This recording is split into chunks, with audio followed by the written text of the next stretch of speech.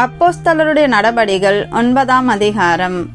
சவுல் என்பவன் இன்னும் கர்த்தருடைய சீஷரை பயமுறுத்தி கொலை செய்யும்படி சீறி பிரதான ஆசாரியரிடத்திற்கு போய், இந்த மார்க்கத்தாராகிய புருஷரையாகிலும் ஸ்திரீகளையாகிலும் தான் கண்டுபிடித்தால் அவர்களை கட்டி எருசலேமுக்கு கொண்டு வரும்படி தமஸ்குவிலுள்ள ஜப ஆலயங்களுக்கு நிருபங்களை கேட்டு வாங்கினான்.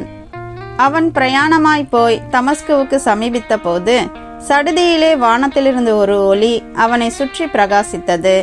அவன் தரையிலே விழுந்தான். அப்பொழுது, சவுலே, சவுலே, நீ என்னை ஏன் துன்பப்படுத்துகிறாய் என்று தன்னுடனே சொல்லுகிற ஒரு சத்தத்தை கேட்டான். அதற்கு அவன், ஆண்டவரே, நீர் யார் என்றான். அதற்கு கர்த்தர், நீ துன்பப்படுத்துகிற இயேசு நானே. முள்ளில் உதைக்கிறது உனக்கு கடினமாம் என்றார். அவன் நடுங்கி திகைத்து, ஆண்டவரே, நான் என்ன செய்ய சித்தமா இருக்கிறீர் என்றான்.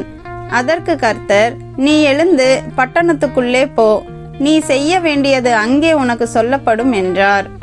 அவனுடனே கூட பிரயாணம் பண்ணின மனுஷர்கள் சத்தத்தை கேட்டும் ஒருவரையும் காணாமல் பிரமித்து நின்றார்கள். சவுல் தரையிலிருந்து எழுந்து தன் கண்களை திறந்தபோது ஒருவரையும் காணவில்லை. அப்பொழுது கைலாகு கொடுத்து அவனை தமஸ்குவுக்கு கூட்டிக் கொண்டு போனார்கள். அவன் 3 நாள் பார்வை இல்லாதவனாய் புசியாமலும் குடியாமலும் இருந்தான். தமஸ்குவிலே அனனியா என்னும் பேருள்ள ஒரு சீஷன் இருந்தான். அவனுக்கு கர்த்தர் தரிசனமாகி, அனனியாவே என்றார். அவன், ஆண்டவரே, இதோ அடியேன் என்றான். அப்பொழுது கர்த்தர், நீ எழுந்து நேர்த்தெருவு எண்ணப்பட்ட தெருவுக்கு போய் யூதாவின் வீட்டிலே தர்சு பட்டணத்தானாகிய சவுல் என்னும் பேருள்ள ஒருவனை தேடு. அவன் இப்பொழுது ஜெபம் பண்ணுகிறான். அனனியா என்னும் பேருள்ள ஒரு மனுஷன் தன்னிடத்தில் வரவும் தான் பார்வை அடையும்படி தன்மேல் கை வைக்கவும் தரிசனம் கண்டான் என்றார். அதற்கு அனனியா, ஆண்டவரே, இந்த மனுஷன் எருசலேமிலுள்ள உம்முடைய பரிசுத்தவான்களுக்கு எத்தனையோ பொல்லாங்குகளை செய்தான் என்று அவனை குறித்து அநேகரால் கேள்விப்பட்டிருக்கிறேன். இங்கேயும் உம்முடைய நாமத்தை தொழுது கொள்ளுகிற யாவரையும் கட்டும்படி அவன் பிரதான ஆசாரியர்களால் அதிகாரம் பெற்றிருக்கிறானே என்றான். அதற்கு கர்த்தர், நீ போ, அவன் புறஜாதிகளுக்கும் ராஜாக்களுக்கும் இஸ்ரவேல் புத்திரருக்கும் என்னுடைய நாமத்தை அறிவிக்கிறதற்காக நான் தெரிந்து கொண்ட பாத்திரமாய் இருக்கிறான். அவன் என்னுடைய நாமத்தை நிமித்தம் எவ்வளவாய் பாடுபட வேண்டும் என்பதை நான் அவனுக்கு காண்பிப்பேன் என்றார். அப்பொழுது அனனியா போய் வீட்டுக்குள் பிரவேசித்து அவன் மேல் கையை வைத்து, சகோதரனாகிய சவுலே, நீ வந்த வழியே உனக்கு தரிசனமான இயேசுவாகிய கர்த்தர் நீ பார்வை அடையும்படிக்கும் பரிசுத்த ஆவியினாலே நிரப்பப்படும்படிக்கும் என்னை அனுப்பினார் என்றான். உடனே அவன் கண்களில் இருந்து மீன் செதில்கள் போன்றவைகள் விழுந்தது. அவன் பார்வை அடைந்து எழுந்திருந்து ஞான ஸ்நானம் பெற்றான். பின்பு அவன் போஜனம் பண்ணி பலப்பட்டான். சவுல் தமஸ்குவிலுள்ள சீஷருடனே சில நாள் இருந்து தாமதமின்றி கிறிஸ்து தேவனுடைய குமாரன் என்று ஆலயங்களிலே பிரசங்கித்தான். கேட்டவர்கள் எல்லாரும் ஆச்சரியப்பட்டு, எருசலேமில் இந்த நாமத்தை தொழுது கொள்கிறவர்களை நாசமாக்கி இங்கேயும் இப்படிப்பட்டவர்களை கட்டி பிரதான ஆசாரியர்களிடத்திற்கு கொண்டு போகும்படி வந்தவன் இவன் அல்லவா என்றார்கள். சவுல் அதிகமாக திடன் கொண்டு இவரே கிறிஸ்துவென்று திருஷ்டாந்தப்படுத்தி தமஸ்குவில் குடியிருக்கிற யூதர்களை கலங்க பண்ணினான்.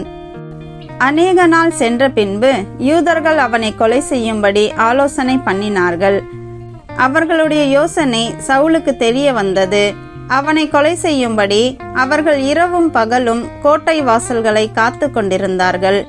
சீஷர்கள் ராத்திரியிலே அவனை கூட்டிக் கொண்டு போய் ஒரு கூடையிலே வைத்து மதில் வழியாய் இறக்கி விட்டார்கள். சவுல் எருசலேமுக்கு வந்து சீஷருடனே சேர்ந்து கொள்ள பார்த்தான். அவர்கள் அவனை சீஷன் என்று நம்பாமல் எல்லாரும் அவனுக்கு பயந்திருந்தார்கள்.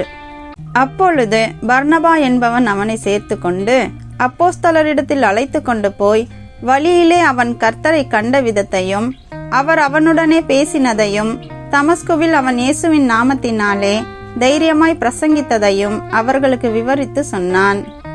அதன் பின்பு அவன் எருசலேமிலே அவர்களிடத்தில் போக்கும் வரத்துமாயிருந்து கர்த்தராகிய இயேசுவின் நாமத்தினாலே தைரியமாய் பிரசங்கித்து கிரேக்கருடனே பேசி தர்கித்தான். அவர்களோ அவனை கொலை செய்ய எத்தனம் பண்ணினார்கள். சகோதரர் அதை அறிந்து அவனை செசரியாவுக்கு அழைத்து கொண்டு போய் தர்சுவுக்கு அனுப்பிவிட்டார்கள். அப்பொழுது யூதேயா, கலிலேயா, சமாரியா நாடுகளிலெங்கும் சபைகள் சமாதானம் பெற்று பக்தி விருத்தி அடைந்து கர்த்தருக்கு பயப்படுகிற பயத்தோடும் பரிசுத்த ஆவியின் ஆறுதலோடும் நடந்து பெருகின. பேதுரு போய் எல்லாரையும் சந்தித்து வருகையில் அவன் லித்தா ஊரிலே குடியிருக்கிற பரிசுத்தவான்களிடத்திற்கு போனான். அங்கே 8 வருஷமாய் கட்டிலின் மேல் திமிர்வாதம் உள்ளவனாய் கிடந்த ஐனேயா என்னும் பேருள்ள ஒரு மனுஷனை கண்டான். பேதுரு அவனை பார்த்து, ஐனேயாவே, இயேசு கிறிஸ்து உன்னை குணமாக்குகிறார், நீ எழுந்து உன் படுக்கையை நீயே போட்டுக்கொள் என்றான். உடனே அவன் எழுந்திருந்தான். லித்தாவிலும் சாரோனிலும் குடியிருந்தவர்கள் எல்லாரும் அவனை கண்டு கர்த்தரிடத்தில் திரும்பினார்கள். யோப்பா பட்டணத்தில் கிரேக்கு பாஷையிலே தொர்க்கால் என்று அர்த்தம் கொள்ளும் தபித்தாள் என்னும் பேருடைய ஒரு சீஷி இருந்தாள். அவள் நற்கிரியைகளையும் தர்மங்களையும் மிகுதியாய் செய்து கொண்டு வந்தாள். அந்நாட்களில் அவள் வியாதிப்பட்டு மரணமடைந்தாள். அவளை குளிப்பாட்டி மேல் வீட்டிலே கிடத்தி வைத்தார்கள்.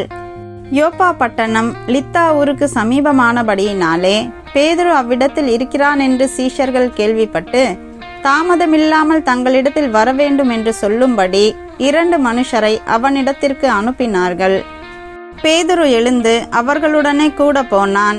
அவன் போய் சேர்ந்த பொழுது அவர்கள் அவனை மேல் வீட்டுக்கு அழைத்து கொண்டு போனார்கள். அப்பொழுது விதவைகள் எல்லாரும் அழுது தொர்க்கால் தங்களுடனே கூட இருக்கையில் செய்திருந்த அங்கிகளையும் வஸ்திரங்களையும் காண்பித்து அவனை சூழ்ந்து நின்றார்கள். பேதுரு எல்லாரையும் வெளியே போக செய்து முழங்கார் படியிட்டு ஜெபம் பண்ணி பிரேதத்தின் புறமாய் திரும்பி, தபித்தாளே, எழுந்திரு என்றான்.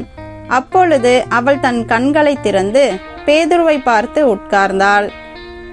அவன் அவளுக்கு கை கொடுத்து அவளை எழுந்திருக்க பண்ணி பரிசுத்தவான்களையும் விதவைகளையும் அழைத்து அவளை உயிருள்ளவளாக அவர்களுக்கு முன் நிறுத்தினான். இது யோப்பா பட்டணம் எங்கும் தெரிய வந்தது. அப்பொழுது அநேகர் கர்த்தரிடத்தில் விசுவாசம் உள்ளவர்கள் ஆனார்கள். பின்பு அவன் யோப்பா பட்டணத்திலே தோல் பதனிடுகிறவனாகிய சீமோன் என்னும் ஒருவனிடத்தில் அநேக நாள் தங்கியிருந்தான்.